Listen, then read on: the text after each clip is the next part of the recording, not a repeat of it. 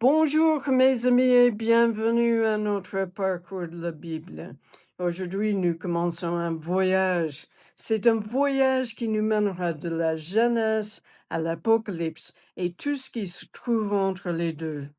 Ce n'est pas votre parcours typique qui reste en surface. Mon désir est que ce parcours commence à enlever cette couche de surface afin que nous puissions commencer à voir les profondeurs de la parole de Dieu. Nous explorerons certains des symbolismes, les thèmes et les connexions entre l'Ancien et le Nouveau Testament. Nous verrons le sens profond derrière les déclarations de Jésus. Nous acquérons une meilleure compréhension de notre Dieu aimant. La Bible est exactement ça, la parole de Dieu.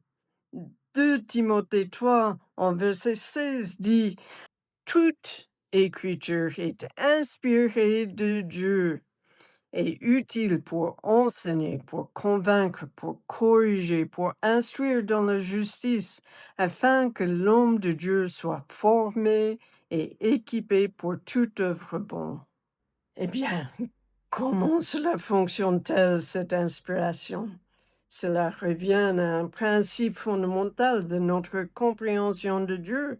Dieu œuvre son activité divine en harmonie, en partenariat avec les humains. C'est magnifique. La parole inspirée de Dieu, la Bible, est entièrement humaine et entièrement divine en même temps. Dieu a choisi de travailler à travers les humains. L'auteur humaine a été poussé par Dieu, par son Saint-Esprit, à penser et à écrire sa parole. En bref, c'est l'auteur divin travaillant à travers de nombreux êtres humains. Cela est évident dans un texte unifié, avec des thèmes unificateurs.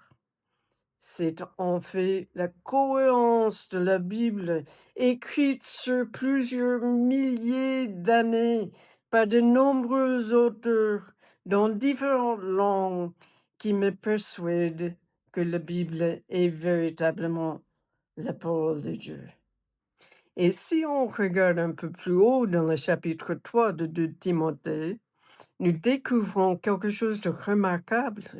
Le verset 14 nous dit: «Quant à toi, tiens ferme dans ce que tu as appris et reconnu comme certain, sachant de qui tu as appris.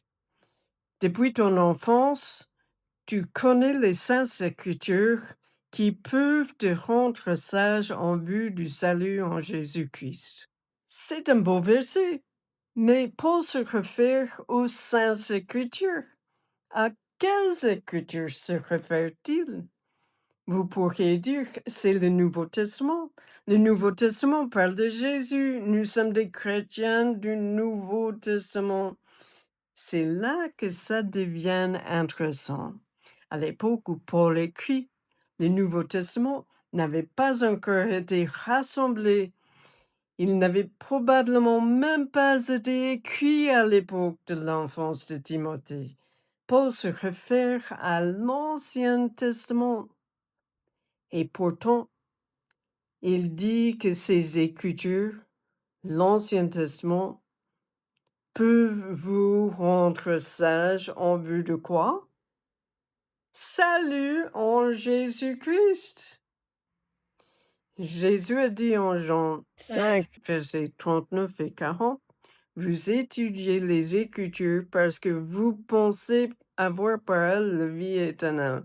Ce sont elles qui rendent témoignage à mon sujet.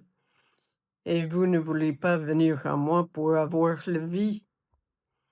En Luc 24, versets 25 à 27, Jésus lui-même atteste que même l'Ancien Testament parle de lui. Il dit: puis, en commençant par les écrits de Moïse et continuons par ceux de tous les prophètes, Il leur expliqua dans toutes les Écritures ce qui le concernait.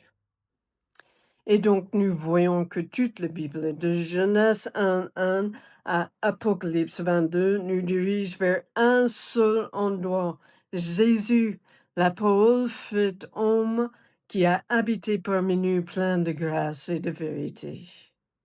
À mon avis, on ne peut pas comprendre pleinement le Nouveau Testament sans aussi comprendre l'Ancien. C'est exactement ce que nous allons faire à travers ce parcours de la Bible.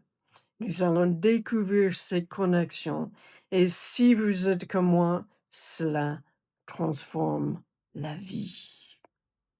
Alors commençons ce voyage de découverte, d'accord? Ensemble, nous découvrirons les merveilles de la parole de Dieu avec une perspective fraîche et nouvelle.